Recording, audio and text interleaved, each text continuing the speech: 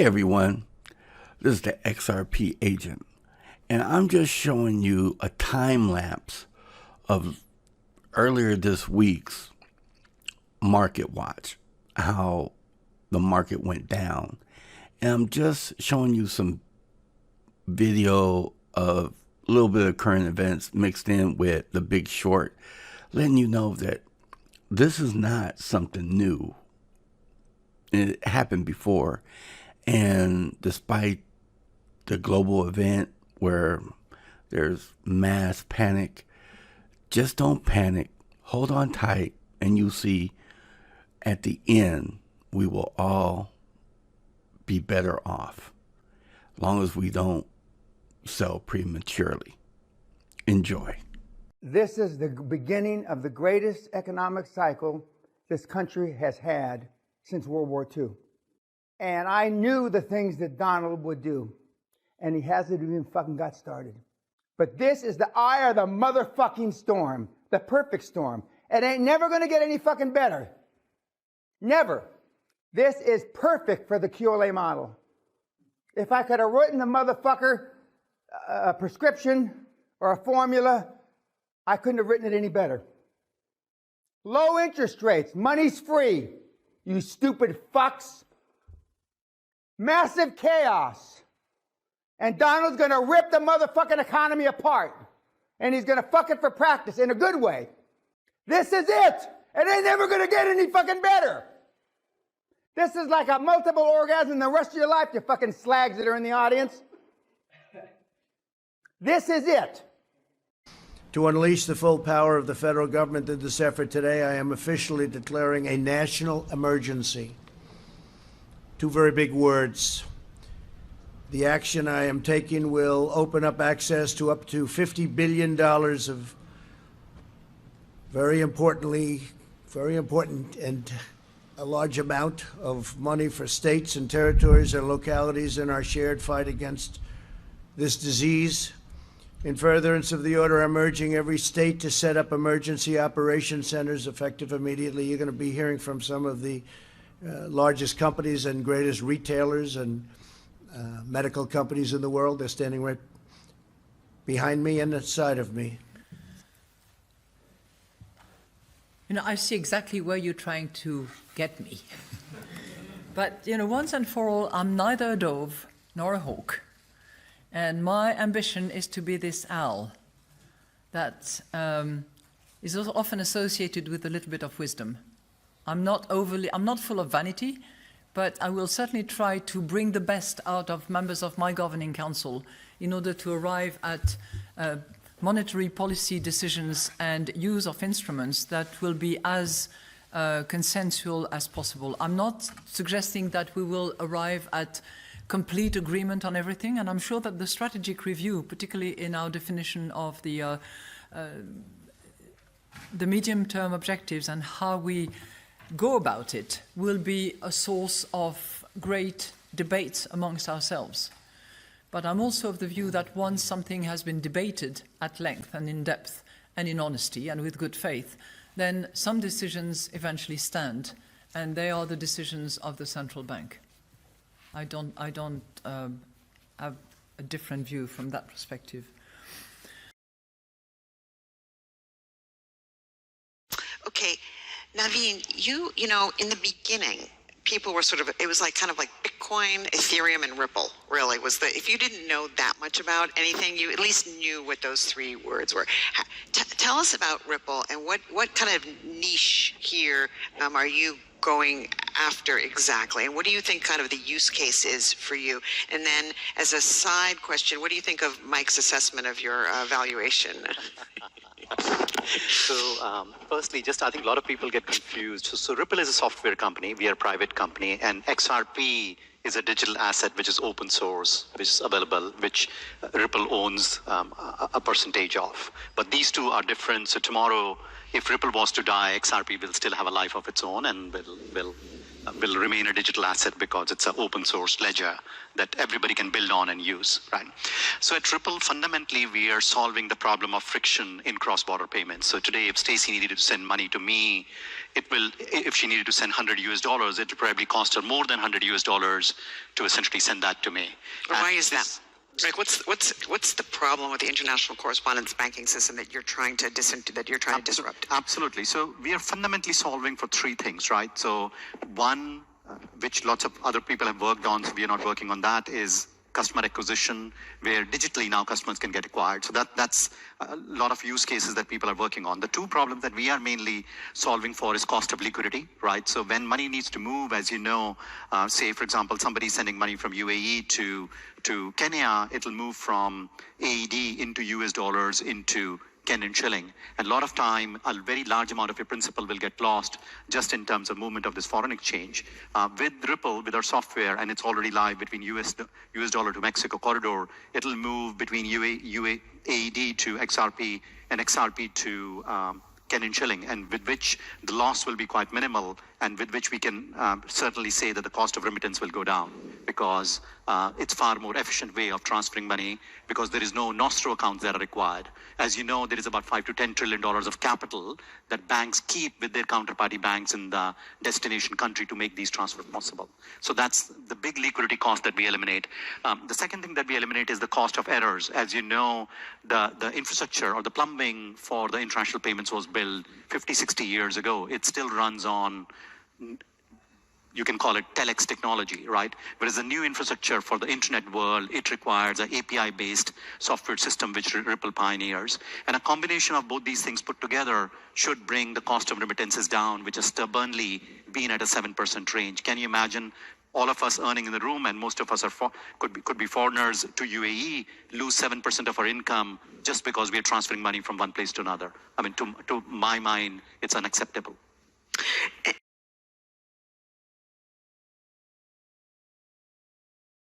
Give us and then when you finish, we'll go right down the line for a crystal ball comment from all of you. Right. So just a very quick example. Today, FT.com, the only choice that you have is to subscribe to FT on a monthly basis. You have to pay $60. But actually, what a FT would like to do is give you the right to read that one article that you just want to read once a week, once a month, for 10 cents. The problem is there is no payment system in the world that can collect 10 fills, 10 pence, 10 cents from you and give it to FT, though hundreds of millions of people want to do it. And that's a fundamental problem Ripple, along with XRP, solving, where you would have a wallet in your browser where you keep $55, $10 worth of XRP, and then information will flow on one side and money will flow on another side. And we're not talking just about cent, but probably a microcent can flow at almost negligible cost. And to my mind, that's a fundamental change in the way monetization works today, because otherwise they're selling your data, or they're making sure that you hit with a paywall and a large check. So then the content can be pushed out to billions of people around the world. And when so the protocol layer and the application that we are building on the top of it, there'll be developers in this room and around the world that will then build on the top of XRP ledgers to solve problems like that. And that's where I see a fundamental shift in the world, and that will be the email movement. What was for internet will be for cryptos, because then it's mainstream. It solves a problem that you guys grapple with every day. Okay, so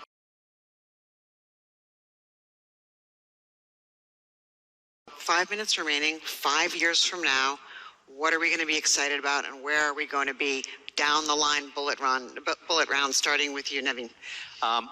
Remittance will be like you move money within the country itself. It'll be instant 24/7. You'll be able to send money to anybody, wallet to wallet, across the board, in a fully compliant and a regulated manner, and at a fraction of a cost what you send now. 100%. All right, Mike Novogratz. Now. 100%. All right, Mike Novogratz. 1999, we had the internet bubble. We didn't get Facebook till 2006, the iPhone in 2006 or 7. The great transformation of the world happened 4 to 5, 6 years later. You're going to see the same thing in crypto. All of these projects that these guys have talked about, they're fighting to happen. They're going to happen. Maybe not this year. Maybe it'll be next year. Some of these are experiments, and some of these are going to be full-fledged projects. A lot of that energy is going to show up in Bitcoin in the interim, because as people say, the crypto universe is here. they're all going to start with Bitcoin. And so get some Bitcoin in your portfolio.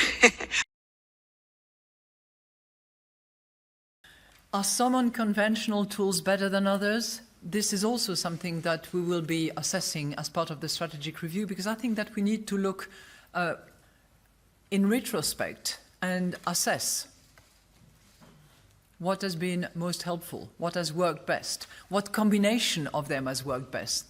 I don't think that I would reduce it as you have to interest rates or unconventional measures, because I think within those unconventional measures you have a variety of things that allow to target better, to also give a better indication of time. I think in that respect the forward guidance is also a very interesting set of components that anchors into time, that gives a sequence, that gives enough clarification to something that by nature is going to be a little bit ambiguous nonetheless. But it introduces this element of mechanicity or automaticity in how things are restated in the course of time. Ms. Weisbach? Madame la Présidente, Annette Weisbach, CNBC. I have two questions as well. One on perhaps a bit of a technical issue, whether you think that these market-based inflation expectations are actually, because there's a big gap between them and what you are expecting, and if you're deciding on monetary policy, what are you looking at, market-based, or what are you expecting? Mm-hmm. And then a second one on the economic outlook, because clearly there's some silver lining on the horizon from what I'm hearing from you, but what makes a big difference might be the trade conflict. So how realistic and how optimistic are you that we get some more positive impact from a resolution here, and perhaps also a cyclical recovery if we are very optimistic? On your your technical discussion of the measure of inflation, depending on whether you measure HICP inflation as is with or without food and oil prices, or whether we use market-based instrument or survey-based instruments. I think we need to look at all of them. We need to look directionally where it's heading. I think I very strongly believe in the trends and in the direction. I know that we are all concerned, and I'm concerned as well, with the 0.1 more or less in that direction, but directionally I think that we are seeing some consistent move. And, you know, as part of the strategic review, I also think that we will have to look into that, because inflation perceptions can differ as well. I mean, markets have their own assessment and measurements for that. Households have a different perceptions. Some of the national central banks in the Euro system are actually paying close attention to that and are trying to measure those components as well. The whole debate of whether or not we take housing into the measurements, and what portion of housing, and how do we dissect between, you know, the asset value of the land and the actual use of the premises. Those are tricky technical questions that we will have to look at, and on which we should also take a view, because there's, you're right, quite a difference between the various perceptions, anticipation, expected inflation, depending on how we measure it. So I would say at this point in time we take all of it into account. I personally, and I don't know if Philip would agree with that, or if Luis, you would agree with me, but we look at directionally whether we are sort of consistent between the various measurements. But I think intrinsically we will have to look at how it is disaggregated as well as part of our deliberations. On the outlook, as I said, you know, relatively weak growth, let's face it. What I think gives us some hope, and you alluded to that, is the fact that those downside risks that we had on the horizon are less pronounced. And I'm not going to bet on how phase one of the trade discussions between the United States and China are heading, and when they will be completed, and what it will deliver. But certainly if we compare with a few months back, it's heading in a better direction. That's one. We will know by the end of today what is the outcome of Brexit. Sorry, not of Brexit, I shouldn't say that. What is the outcome of the UK election, which will have a bearing on what happens to Brexit and the transition period. So that's also an element of uncertainty that is probably loosening, and that will give us a bit more clarity as to the environment in which we operate. So that's that's encouraging, let's put it that way. Mr. Schroers?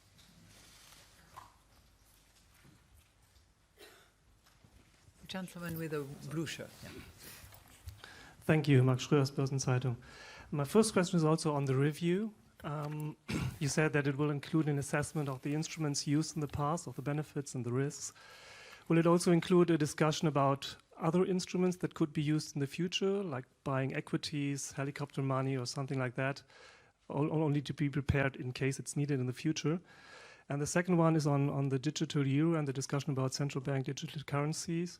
A statement recently to ECOFIN said that the ECB in the future needs to be prepared in case it's needed. How exactly is this work proceeding within the ECB? And do you expect a digital euro in the coming years, for example, in the next 8? Thank you. For the instruments, I think it is completely legitimate to take stock and to assess the effectiveness and the efficiency of the various instruments one by one, taken together, and what leverage they have exercised and what result they have delivered. As to the future, I think it's going to be for the Governing Council to actually define how, as part of the framework, we will be considering those. I see very much the strategy as a house that we build, stone by stone, one after the other, and I think that's one element that will have to be decided by the Governing Council. On the digital currency, first of all, I would like to pay tribute to somebody who is leaving at the end of the year, who has been instrumental at the ECB and way beyond to help us understand a bit better and with more clarity the difference between the bitcoins of this world, the stable coins, and the digital currency. And by that I mean Benoît Cœuré, who has been a member of the Governing Council, a member of the Executive Board of the ECB, and who is finishing at the end of this year. He committed a paper which was commissioned, if I recall, by the G7, but he also very ably participated in a paper that was prepared by the ECB, that was distributed by Vice President Guindos at the last ECOFIN, if I recall, which has the benefit in 3 pages, and I think that's a huge challenge, to draw the line between what we are talking about, between the bitcoins, the stable coins, and the digital currency. And on the latter point, the digital currency, we have set up a task force, and we will accelerate the effort of this task force, drawing on the resources of the entire euro system, meaning the national central banks that already participate in that research, that have already committed to the project in terms of experimentation, pilots here and there. So harnessing on all those experiments that have taken place and all the research that has already put into this effort, together with the work that has been done here also, we will, I think we're trying to do that by mid-2020, we will identify, number one, the purpose that we have with that. Are we trying to reduce cost? Are we trying to cut out the middleman? Are we trying to have inclusive finance at no cost? I mean, there's a whole range of objectives that can be pursued. So I think we will start by doing that. Then we will identify the technicalities of it all, which is not a given, particularly when you talk about a euro system. And I think that there is also great interest outside our regional area. I know, for instance, that Canada, the UK, certainly other countries way beyond are also looking very deeply into that to see if it makes sense, what purpose it serves, and how we can best deliver on it. My personal conviction is that given the developments we're seeing, not so much in the Bitcoin segment, But in the stablecoins projects, and we only know of one at the moment, but there are others being explored and underway at the moment, we'd better be ahead of the curve if that happens, because there is clearly a demand out there that we have to respond to. I would like to add a footnote to that. I think the benefit of the paper is that it also draws a line between this sort of glamorous central bank digital currency, much talked about and worth exploring, and the digital payment systems that we have and that exist. You know, we have several items that are completely digitalized, that are not at the front end, and that, you know, the bank's clients do not perceive as being in operation, but where settlement and clearings are actually taking place instantly, thanks to the digital payment system that have been put in place, notably within the euro system.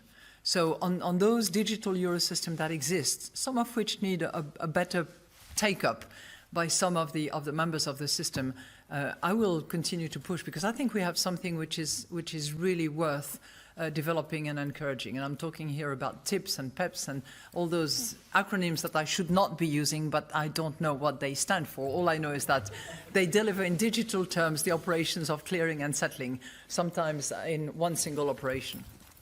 Thank you. Mr. Siakantaris.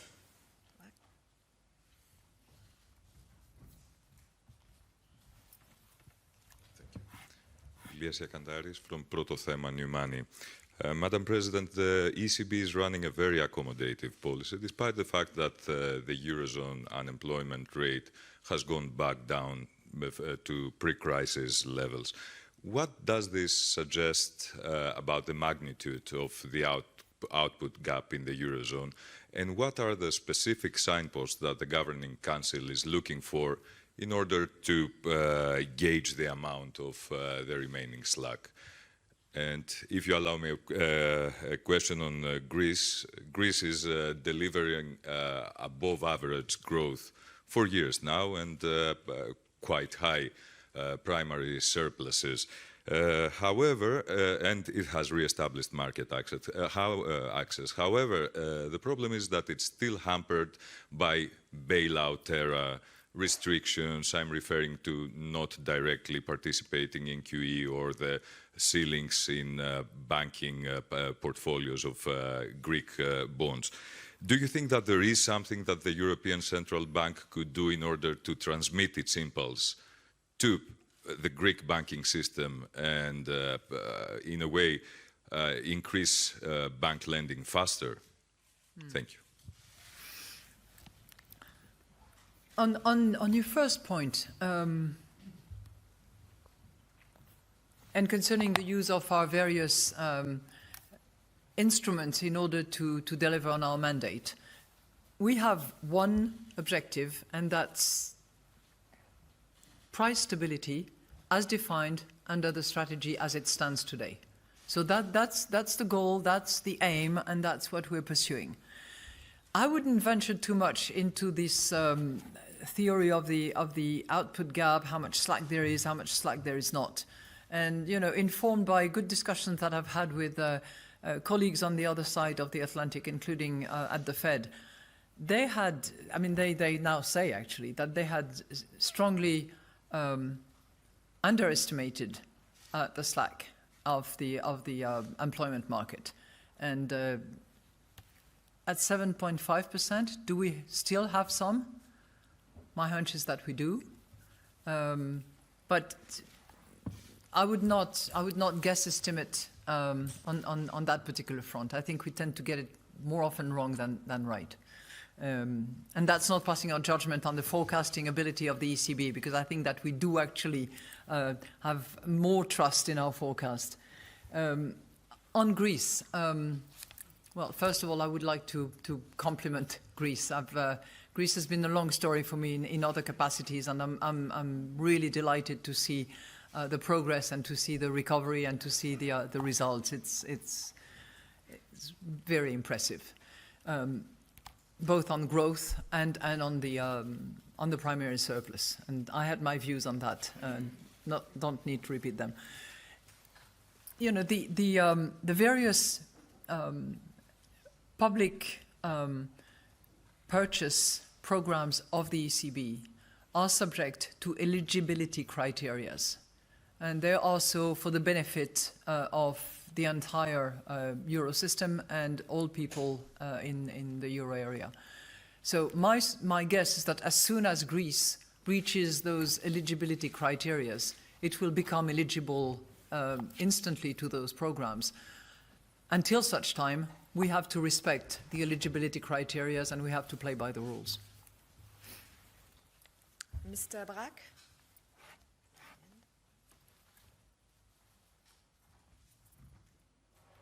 Etienne Brack from BFM Business. When you see the Green Deal package of the European Commission and when you see the social climate in France? Thank you. Well, thank you very much for asking about the Green Deal that was presented yesterday by the President of the European Commission, my friend Ursula von der Leyen. I am very pleased to see the ambition of what she has announced, and I very much hope that this ambition can actually be endorsed by all European institutions in their respective territory, with their respective mandate, and in compliance with the treaties. Okay? So what it means is that in our strategic review, we will take up climate change. We will take up the fight that is taken up by the European Commission and I hope other European institutions, and see where and how we can participate in that particular endeavor. But you know, I'm only sorry about one thing. I was hoping yesterday morning that the taxonomy was a done deal. And unfortunately, the Coreper, as I understand, has not found an agreement yet on taxonomy, which would be extremely helpful for us. That's a call to them to find an agreement. You know, I'm not commenting on any particular country. You will appreciate that. But, you know, when we say that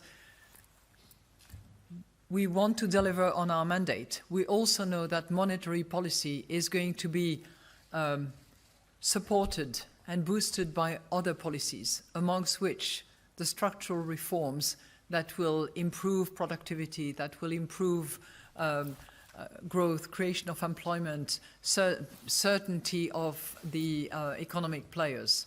So in that respect, clearly reforms are a necessary component of addressing the future.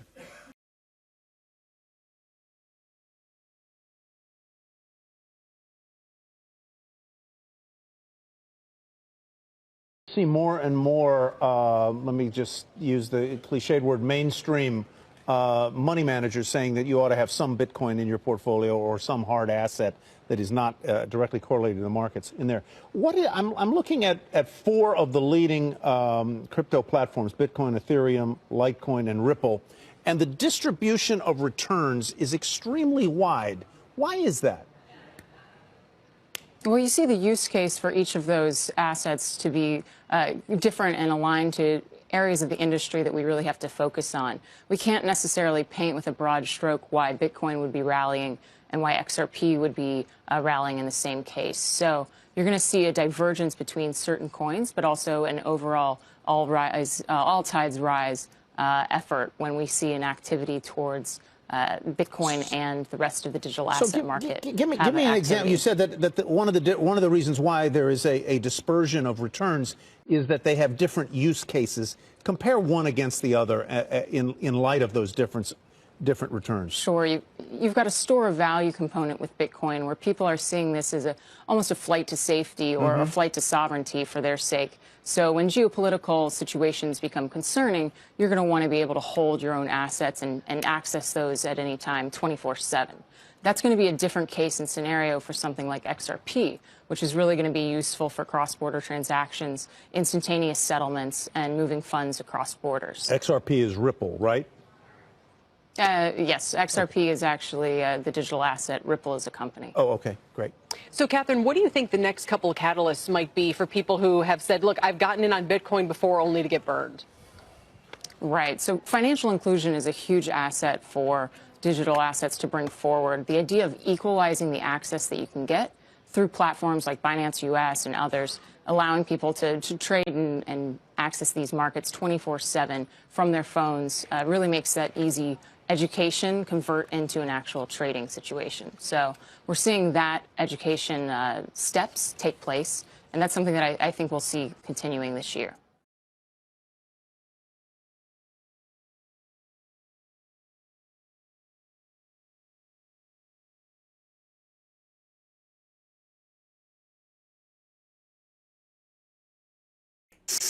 Reset.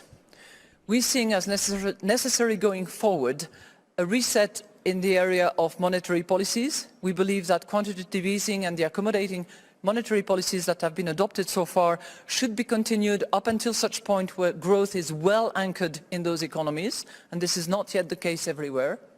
Reset in the sense that once it is well anchored, then those accommodating monetary policies have to be reformulated, have to move either back into their old territories or be more traditional or be maybe of a different kind. And I'm sure central bankers around here will be able to comment on that. But that's first reset. Second reset is the one that Mark is I hope, going to talk about, which is the financial sector reform and regulatory environment that is clearly undergoing a major reset at the moment. And the final reset, which is my last word, Martin, is those structural reforms that are necessary in all corners of the world.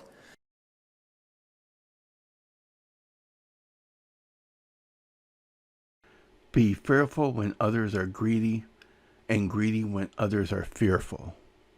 Hold on strong to your XRP, ladies and gentlemen.